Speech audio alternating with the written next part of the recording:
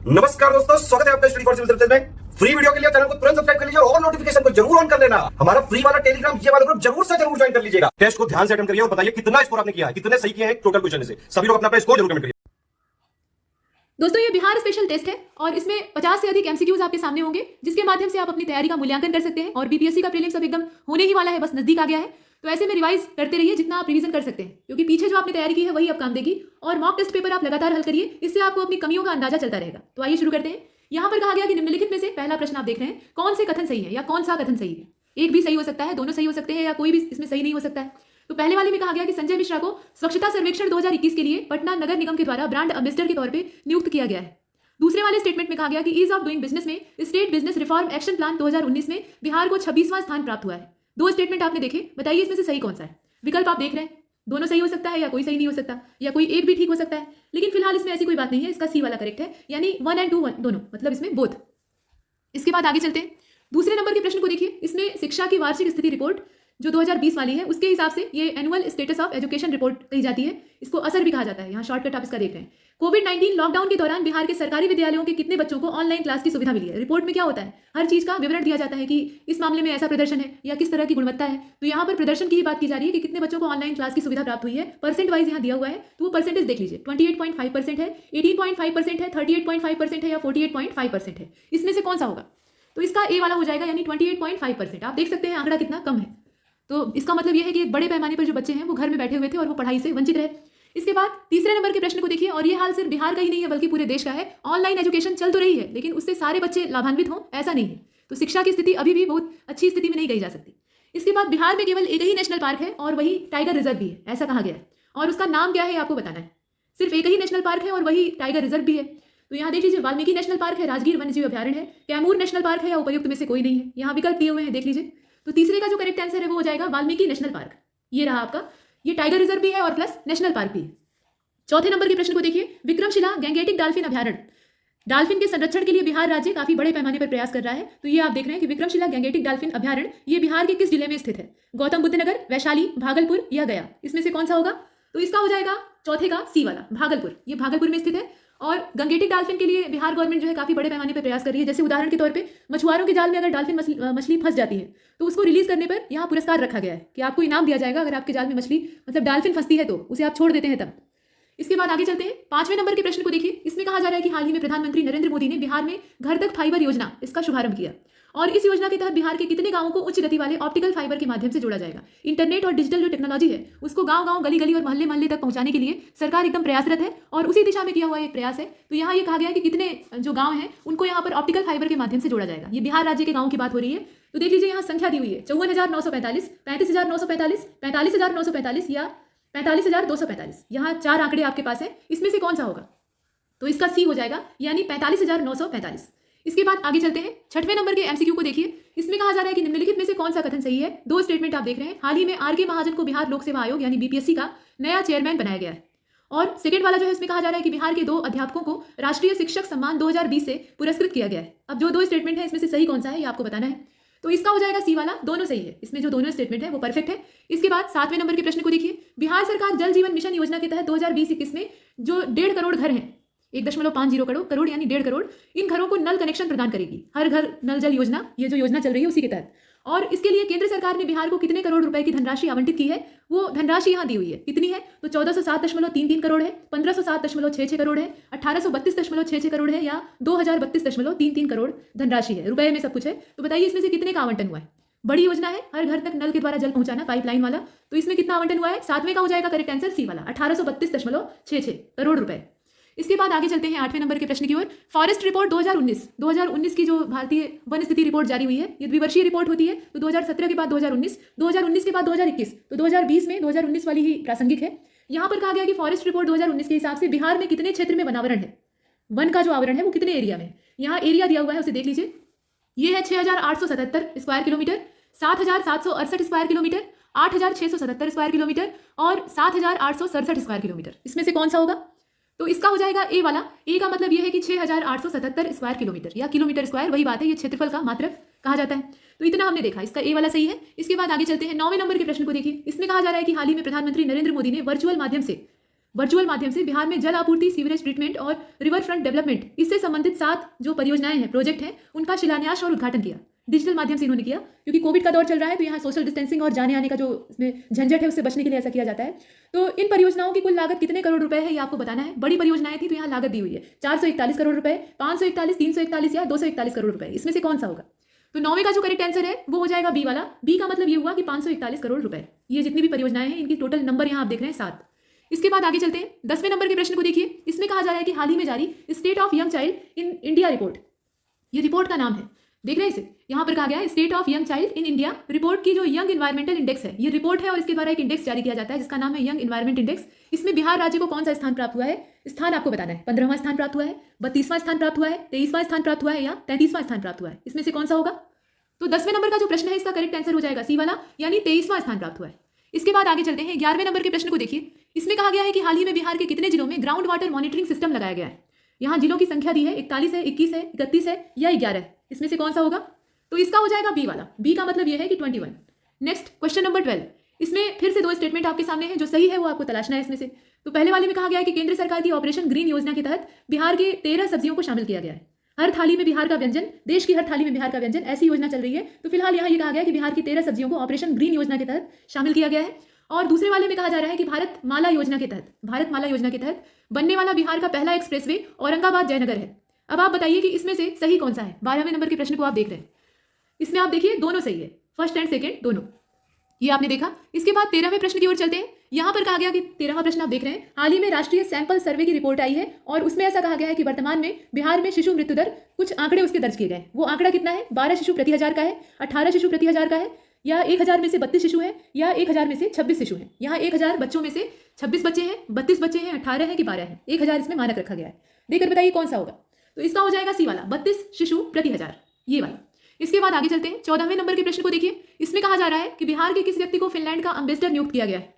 मनोज तिवारी, मनोज वाजपेयी, आनंद कुमार और रवीश कुमार, इसमें से कौन से हैं। तो 14वें नंबर का जो प्रश्न है इसका हो जाएगा रवीश कुमार। यहाँ पर आप देख रहे हैं ये रवीश कुमार।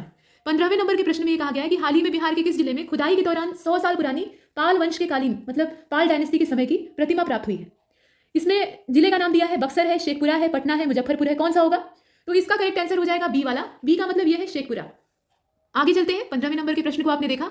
इसके बाद 16वें प्रश्न में यह कहा गया है कि हाल ही में बिहार के किस 6वें एनुअल मिलेनियम इंपैक्ट अवार्ड 2020 समारोह में उत्कृष्ट शिक्षण के लिए, ये बिहार का जो क्षेत्र है उसके लिए कहा जा रहा है, उत्कृष्ट शिक्षण के लिए प्रतिष्ठित बेस्ट टीचर अवार्ड यानी सबसे सर्वोत्तम शिक्षक अवार्ड से सम्मानित किया गया है। कहने का मतलब यह है, इस प्रश्न को ऐसे पूछना चाहिए था कि 6वां जो एनुअल मिलेनियम इंपैक्ट अवार्ड 2020 है उसका समारोह आयोजित किया गया और उसमें उत्कृष्ट शिक्षण के लिए बेस्ट टीचर अवार्ड दिया गया, वो बिहार के किस व्यक्ति को दिया गया है ये बताना है आपको। तो इसमें कहा जा रहा है doctor Akhilesh Sharma, doctor Neeraj Pandey, doctor Vipin Chandra, doctor Gautam Kumar, इसमें से कौन से व्यक्ति हैं। तो 16वें का जो करेक्ट आंसर हो जाएगा वो होगा डी वाला, यानी डॉक्टर गौतम कुमार। इसके बाद आगे चलते हैं 17वें नंबर के प्रश्न को देखिएगा। 17वें में ये कहा गया है कि जनगणना 2011 के हिसाब से, सेंसस 2011, वही डाटा पूरे देश में भी चल रहा है, बिहार में भी चल रहा है। तो बिहार का न्यूनतम साक्षरता वाला जिला पूर्णिया है, ये आप देख रहे हैं। सर्वाधिक साक्षरता वाला जिला कौन सा है, देख लीजिए, पटना, रोहतास, मुंगेर, मुजफ्फरपुर। ये तो बहुत सिंपल क्वेश्चन है, रोहतास होगा। इसके बाद आगे चलते हैं, यहाँ जनगणना 2011 का फिर डाटा दिया है। बिहार की कुल जनसंख्या में अनुसूचित जातियों का प्रतिशत कितना है, 16.89 है, 21.1 है, 15.9 है, 17.01 है, इसमें से कौन सा होगा। 18वें को आपने देखा तो 15.09 है। इसके बाद आगे चलते हैं, यहाँ पर कहा गया, ये शेड्यूल कास्ट के बारे में कहा जा रहा है। हाल ही में देश में पहली बार बिहार की किस ट्रांसजेंडर को नोएडा मेट्रो में बुकिंग ऑपरेटर के तौर पे रखा गया है। देखिए, तीसरे लिंग के तौर पे या थर्ड जेंडर के तौर पे ट्रांसजेंडर जो होते हैं उनको मान्यता प्राप्त हुई है, मतलब मेल और फीमेल तो होता ही है, ये तीसरा जेंडर एक मान्यता प्राप्त किया है। और समाज में इनकी दशा बहुत दयनीय थी, मतलब इन्हें सम्मानजनक कोई भी चीज़ प्राप्त ही नहीं होती थी, यहाँ तक कि नौकरी पर भी कोई नहीं रखना चाहता था। लेकिन अभी जो पहल की गई है उससे बहुत फायदा पहुंच रहा है और इन्हें जगह जगह नियुक्ति मिल रही है। हालांकि अभी भी ये सीमित है, अभी इनकी जो बड़ी आबादी है वो अपने जो इनका पैतृक रोजगार कहा जाता है उसमें लगी रहती है, और वो रोजगार बहुत ही मतलब लखैरेपंथी वाला होता है। कहने का मतलब ये है कि घूम घूम कर ये मांगते हैं, नाचते हैं। तो उस जो अपमानजनक उनका पेशा होता है उससे उन्हें मुक्ति दिलाने का सरकार प्रयास कर रही है, और अच्छी बात है। ये जो ह्यूमन राइट्स होते हैं उनकी दिशा में एक कदम है। फिलहाल यहाँ पर जो ट्रांसजेंडर है उसका नाम आपको बताना है। बुकिंग ऑपरेटर इन्हें बनाया गया है माही गुप्ता, अर्चना यादव, अंजलि सिंह या सोनी वर्मा। माही गुप्ता, अर्चना यादव, अंजलि सिंह और सोनी वर्मा, इसमें से कौन सा नाम होगा। तो 19वां जो प्रश्न है इसका ए हो जाएगा, माही गुप्ता। यहाँ आपने देखा इसका ए वाला जो है वो सही होगा, माही गुप्ता। इसके बाद आगे चलते हैं 20वें नंबर के प्रश्न को देखिए, और क्वेश्चन नंबर 20 में कहा जा रहा है कि जनगणना 2011 के हिसाब से बिहार का सर्वाधिक दशकीय वृद्धि दर वाला जिला मधेपुरा है, और न्यूनतम जो डिकेडल ग्रोथ रेट वाला डिस्ट्रिक्ट है वो कौन सा है आपको बताना है। मुजफ्फरपुर है, दरभंगा है, मुंगेर है कि गोपालगंज है, इसमें से कौन सा होगा। तो इसका हो जाएगा गोपालगंज। यहाँ पर जो न्यूनतम दशकीय वृद्धि दर है, यानी एक दशक का जो समय होता है, 10 साल का जो अंतर होता है, तो 2001 से लेकर 2011 के बीच का यहाँ पे रिकॉर्ड रखा गया है, उसमें गोपालगंज जो है यहाँ न्यूनतम है। इसके बाद 21 को देखते हैं। 21वें नंबर के प्रश्न में फिर सेंसस वाला ही क्वेश्चन है। सेंसस 2011 के हिसाब से बिहार जनसंख्या घनत्व के मामले में देश में पहले स्थान पर है, लेकिन इसका जो जनसंख्या घनत्व है यानी पॉपुलेशन डेंसिटी है वो कितनी है? फर्स्ट पोजीशन पे है, ये तो ठीक है, लेकिन इसकी डेंसिटी है कितनी, ये आपको बताना है। देखकर बताइए। तो 21वें नंबर का जो प्रश्न है इसका करेक्ट आंसर हो जाएगा 1106। अब पॉपुलेशन डेंसिटी को यहाँ नापा कैसे जाता है? पर्सन पर स्क्वायर किलोमीटर के हिसाब से नापा जाता है, यानी एक वर्ग किलोमीटर का जो क्षेत्रफल यानी एरिया होता है उसके अंदर जितने व्यक्ति रहते हैं उसके आधार पर यहाँ डेंसिटी डिसाइड की जाती है। तो यहाँ 1106 का मतलब यह है कि औसतन पूरे बिहार राज्य में एक वर्ग किलोमीटर के दायरे में 1106 व्यक्ति रहा करते हैं, ये इसका तात्पर्य है। इसके बाद 22वें नंबर के प्रश्न की ओर चलते हैं। इसमें कहा जा रहा है कि जनगणना 2011 के हिसाब से बिहार का न्यूनतम जनसंख्या वाला जिला शेखपुरा है, सर्वाधिक जनसंख्या वाला जिला कौन सा है ये आपको बताना है। तो यहाँ देख लीजिए, प्रायः ज्यादा आबादी कहाँ पर रहती है? राजधानी क्षेत्र में रहती है, लेकिन यहाँ इसमें से कौन सा होगा बताइए। 22वें नंबर के प्रश्न को आपने देखा, तो यहाँ भी राजधानी ही होगी, क्यों राजधानी पीछे रहेगी, ये हमेशा आगे रहेगी, तो पटना होगा। इसके बाद आगे चलते हैं। 23वें नंबर के प्रश्न को देखिए, यहाँ पर पॉपुलेशन डेंसिटी में 2001 के मुकाबले 2011 में कितनी वृद्धि हुई है बिहार राज्य में, ये आपको बताना है। 225 की वृद्धि हुई है, 216 की हुई है, 198 की हुई है या 211 की हुई है। आपने पीछे पॉपुलेशन डेंसिटी जो करंट वाली है उसको देखा, अब पीछे वाली जो है उससे आपको कंपेयर करके बताना है कि कितना परिवर्तन हुआ है, ग्रोथ हुई है, कितनी ग्रोथ हुई है वो बताना है। देख लीजिए। तो 23वें नंबर का जो प्रश्न है इसका ये हो जाएगा 225 की लगातार इसमें वृद्धि हुई है। इसके बाद 24वें नंबर के प्रश्न को देखिए। जनगणना 2011 के हिसाब से बिहार का सर्वाधिक जनसंख्या घनत्व वाला जिला शिवहर है। अब न्यूनतम कहाँ पे है ये आपको बताना है। जमुई, रोहतास, भागलपुर और कैमूर, तो ये कैमूर होगा। कैमूर में जो पॉपुलेशन डेंसिटी है वो काफी कम है। ऐसा क्यों है? इसके पीछे कारण यह है कि यहाँ पेड़ बहुत ज्यादा है, तो पेड़ों की आबादी ज्यादा होगी तो इंसानी आबादी क्या होगी, कम हो जाएगी, और कम होगी तो उनकी डेंसिटी भी यहाँ पर कम हो जाएगी। इनकी बसावट भी यहाँ पर विरल है, मतलब दूर दूर है। इसके बाद आगे चलते हैं। 24वें के बाद 25वें को देखते हैं। तो 25वें नंबर का जो प्रश्न है इसमें आप देख रहे हैं, कहा गया है कि सेंसस 2011 के हिसाब से बिहार का न्यूनतम लिंगानुपात वाला जिला मुंगेर है, और सर्वाधिक लिंगानुपात वाला जिला कौन सा है? नवादा है, बक्सर है, गोपालगंज है या सारण है? कौन सा इसमें से होगा? तो इसका हो जाएगा सी वाला, गोपालगंज। यहाँ पर महिलाओं की तादाद जो है या संख्या जो है वो पुरुषों की तुलना में ज्यादा है। इसके बाद आगे चलते हैं। 26वें नंबर के प्रश्न को देखिए। जनगणना 2011 के हिसाब से बिहार का न्यूनतम जनसंख्या वृद्धि दर वाला जिला, न्यूनतम जनसंख्या वृद्धि दर वाला जिला जो है वो कौन सा है? भागलपुर है, गोपालगंज है, मुंगेर है अथवा कैमूर है? कौन सा होगा? 26वें को आप देख रहे हैं, तो इसका जो करेक्ट आंसर है वो बी हो जाएगा, यानी गोपालगंज। इसके बाद आगे चलते हैं। 27वें नंबर के प्रश्न को देखिए। सेंसस 2011 के अकॉर्डिंग बिहार का सर्वाधिक नगरीय आबादी वाला जिला पटना है। सबसे ज्यादा अर्बनाइजेशन यहीं पर है, तो सबसे कम अर्बनाइजेशन कहाँ पर है ये आपको बताना है। भागलपुर, वैशाली, मुंगेर या शिवहर? वैसे अगर पूरे ओवरऑल बिहार में देखा जाए तो गाँवों की तादाद मतलब ग्रामीण जनसंख्या बहुत ज्यादा है और उसकी तुलना में शहरी आबादी काफी कम है। तो यहाँ हर जो भी जिला है बिहार का उसमें नगरीकरण कम ही दिखाई देगा आपको, लेकिन फिलहाल उसमें से किसका ज्यादा है ये आपको देखना था। तो आपने देखा कि पटना का है, लेकिन सबसे कम कहाँ पे है ये बताना है। भागलपुर, वैशाली, मुंगेर और शिवहर, इसमें से कौन सा होगा? 27वां, इसका डी हो जाएगा शिवहर। यहाँ आप देख रहे हैं ये शिवहर होगा। इसके बाद आगे चलते हैं। 28वें नंबर के प्रश्न को देखिए। 27वें का डी आपने देखा। 28वें में कहा गया है कि बिहार बजट 2021-22 माफ कीजिएगा 2020-21 का जो सत्र है उसमें कुल कितनी राशि को आवंटित किया गया है। जो बजट आया है उसमें कितनी राशि का आवंटन हुआ है टोटल, तो यहाँ पे करोड़ रुपए में दिया हुआ है, इसे आप देख रहे हैं। ये कितना है? 2,11,761 करोड़ रुपए, 3,11,761 करोड़ रुपए, 2,75,361 या 3,45,241। इसमें से कौन सा होगा देख लीजिए और बताइए। तो इसका जो करेक्ट आंसर है 28वें का वो हो जाएगा ए वाला। 2,11,761 करोड़ रुपए का टोटल आवंटन किया गया है। अच्छा खासा बजट है, अगर इतना इंप्लीमेंटेशन में लगे तो।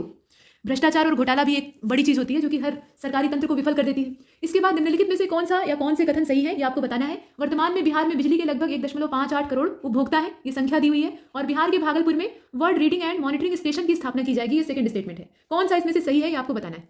तो इसमें दोनों सही है, इसका जो सी वाला विकल्प है वो परफेक्ट है। इसके बाद चलते हैं 30वें प्रश्न की ओर। इसमें कहा जा रहा है कि बिहार बजट 2020-21 का जो समय था, जो अभी हाल का बजट जारी हुआ है उसकी बात की जा रही है। इसमें कृषि विश्वविद्यालयों में गुणवत्तापूर्ण शोध को बढ़ावा देने के लिए जो एग्रीकल्चरल यूनिवर्सिटी होती है वहां पर जो शोध कार्य होता है, रिसर्च होता है, उसको बढ़ावा देने के लिए किस योजना की शुरुआत की गई है। योजना का नाम नीचे दिया है। प्रतिभा सम्मान योजना है, प्रतिभा धन योजना है, बिहार सम्मान योजना है और मुख्यमंत्री धन योजना है। इसमें से कौन सा होगा? तो 30वां जो है इसका करेक्ट आंसर पहला वाला ही होगा, प्रतिभा Samman Yojana. Next question number 31। Bihar budget 2020-21 के हिसाब से निम्नलिखित में से कौन सा कथन सही है। यहाँ पर 5 स्टेटमेंट हैं जो कि प्रायः आपको बीपीएससी के प्रीलिम्स में पेपर में दिख जाएंगे। वहां 4 की जगह पे 5 विकल्प आपके सामने होते हैं, और ई वाला जो होता है वो डेंजरस होता है। ऐसा ज्ञान सर जी ने भी कहा था और मेरा भी यही कहना है कि ई वाला ज्यादा खतरनाक होता है। फिलहाल इसे देखिए, यहाँ पर उपर्युक्त सभी दिया है, तो ये हो भी सकता है और नहीं भी हो सकता है। देखिए, जैविक खेती के लिए 155.88 करोड़ रुपए का प्रावधान किया गया है, ये पहला स्टेटमेंट है। दूसरे वाले में कहा जा रहा है जैविक खेती का मतलब समझ रहे हैं, ऑर्गेनिक फार्मिंग। इसके बाद कृषि विभाग के लिए 3,152.81 करोड़ रुपए आवंटित किए गए हैं, ये दूसरा स्टेटमेंट है। नगर निकायों के लिए 2,416 करोड़ रुपए आवंटित किए गए हैं, और पटना को प्रदूषण से बचाने के लिए 408 करोड़ रुपए आवंटित किए गए, ऐसा दिया हुआ है। बताइए इसमें से कौन सा होगा, या उपर्युक्त सभी सब सही। तो 31वें का हो जाएगा ई वाला। यहाँ तो ई वाला एकदम सही है, ये वाला सही है, लेकिन ये ई वाला हमेशा साथ दे या आवश्यक नहीं है।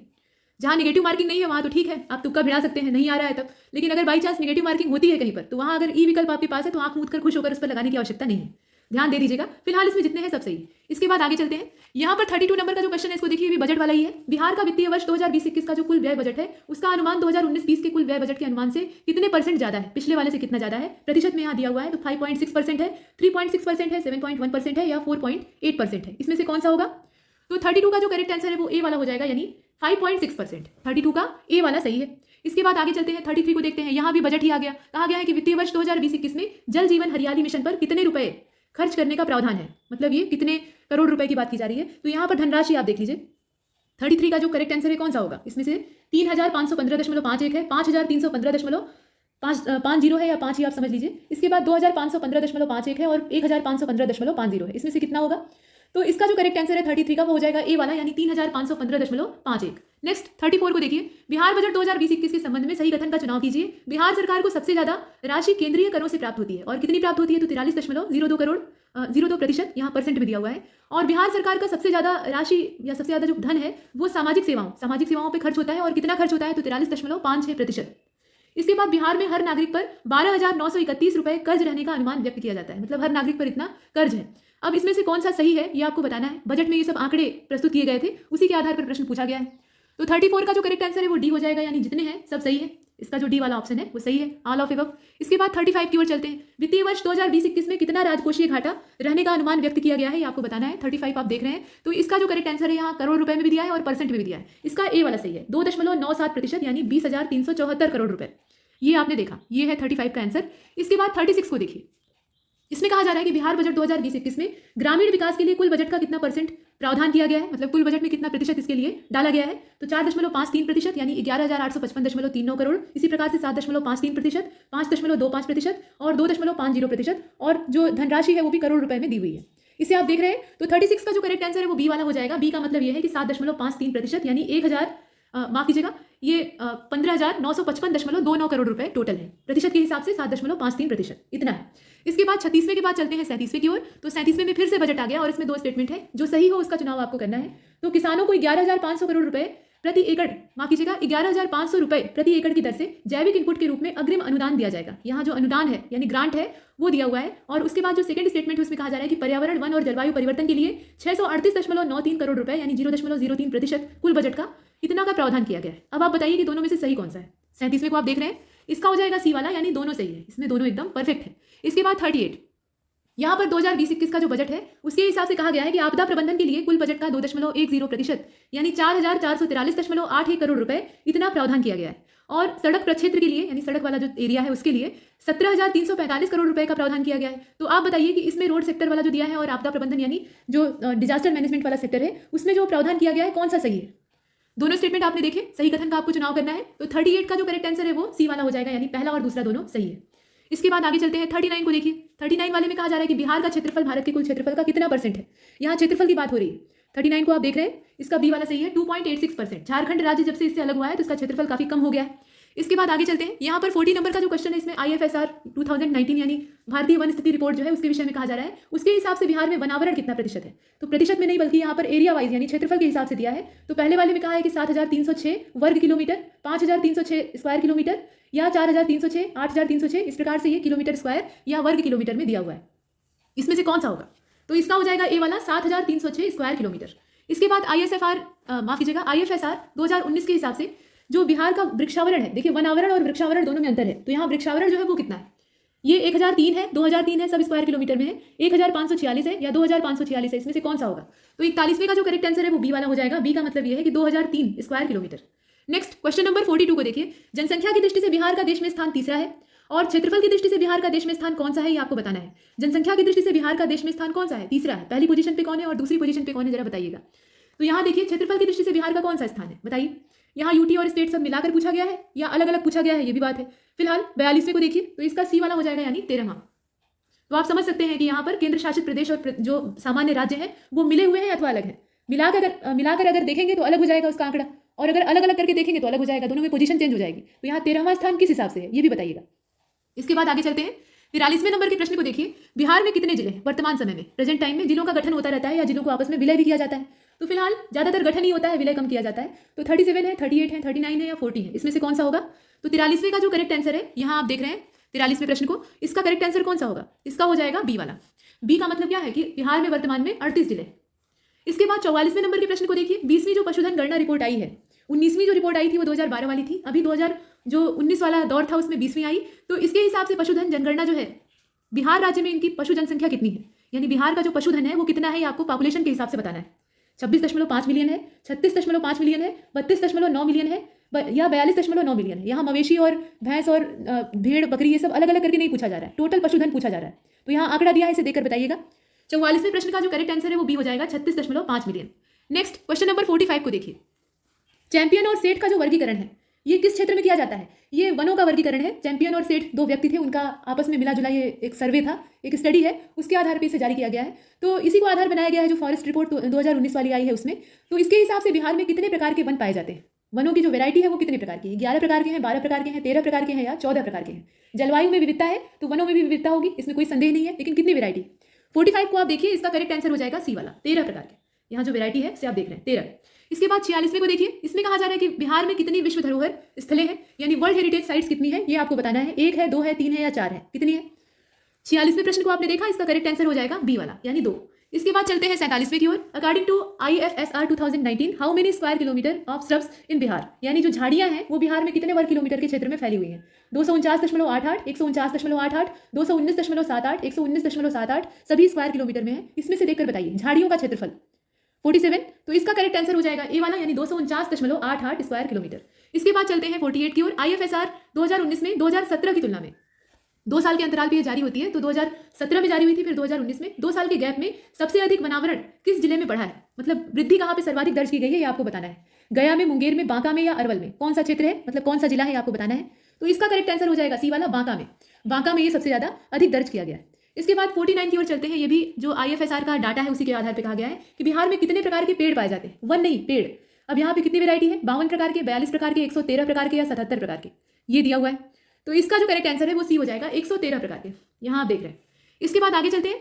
50 नंबर का जो क्वेश्चन है उसको देखिएगा, यहाँ 50 से ज्यादा प्रश्न है। जनगणना 2011 फिर से सेंसस आ गया। इसके हिसाब से बिहार की कुल जनसंख्या, उसमें जो पुरुषों का प्रतिशत है यानी मेल परसेंटेज जो है वो कितना है? यहाँ पे संख्या नहीं बल्कि प्रतिशत पूछा है, और प्रायः संख्या की तुलना में प्रतिशत जो होता है वो ज्यादा पूछा जाता है। तो यहाँ पे 56.40 है, 51.98 है, 52.14 है या 50.76 है, इसमें से कौन सा होगा? तो 50वां जो प्रश्न है इसका सी वाला हो जाएगा। सी का मतलब यह है कि 52.14% इतना होगा। इसके बाद 51वें नंबर के प्रश्न को देखिएगा। जनगणना 2011 के हिसाब से दशकीय जनसंख्या वृद्धि दर में बिहार का देश में कौन सा स्थान है? डिकेडल ग्रोथ रेट के हिसाब से बिहार कौन सी पोजीशन पे है? 9वें स्थान पे है, 6वें स्थान पे है, 4थी पोजीशन पे है या 8वीं पोजीशन पे? ये 51वें नंबर का क्वेश्चन है, तो इसका बी हो जाएगा, 6वां स्थान है, इस हिसाब से 6वां स्थान है। इसके बाद आगे चलते हैं 52वें नंबर के प्रश्न को देखते हैं। यहाँ बजट 2020-21 के बारे में कहा गया है, बिहार बजट के बारे में, कि कौन सा सही नहीं है, जो गलत है उसकी तलाश आपको करनी है।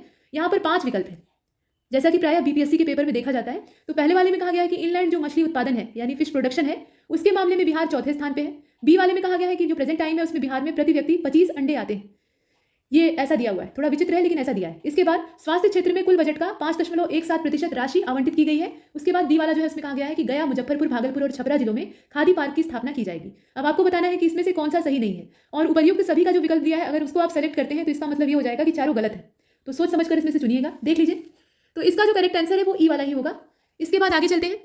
देखिए इस प्रश्न में थोड़ी सी मिस्टेक है, इसमें जो कौन सा कथन सही नहीं है ये पूछा है, तो उसकी जगह कहना चाहिए था कि कौन सा कथन सही है, और तब आपका जो आंसर है वो ई वाला हो जाएगा। इसमें देखिए सभी सही है, जितने दिए हैं सब सही है। यहाँ जो इनलैंड मछली उत्पादन है उसमें 4था स्थान है, ठीक है। वैसे ही अंडे वाली बात सही है, और ये जो प्रतिशत दिया है राशि आवंटन का स्वास्थ्य क्षेत्र का, ये भी सही है। और ये खादी पार्क की स्थापना की बात की जा रही है, ये भी सही है। इसके चारों स्टेटमेंट सही है, और इसलिए हम ई वाले का चयन करते हैं। तो यहाँ जो सही नहीं है कहा है उसमें से नहीं को हटा दीजिए। इसके बाद चलते हैं 53वें और अंतिम प्रश्न पे। इसमें कहा जा रहा है कि बिहार में अगर किसान 3 साल तक पौधे को बचाकर रखते हैं, 3 साल तक पौधे का संरक्षण करते हैं, तो प्रत्येक पौधे के कितने रुपए मिलने की बात बजट 2020-21 में कही गई है। पौधा लगाना ही बड़ी बात नहीं होती है, उसको सुरक्षित रखना भी बड़ी बात होती है। तो ऐसा अगर कोई करता है तो उसको यहाँ प्रोत्साहित किया जाएगा, पुरस्कार दिया जाएगा। कितना देने की बात कही गई है पर पौधे के हिसाब से, ये बताइए।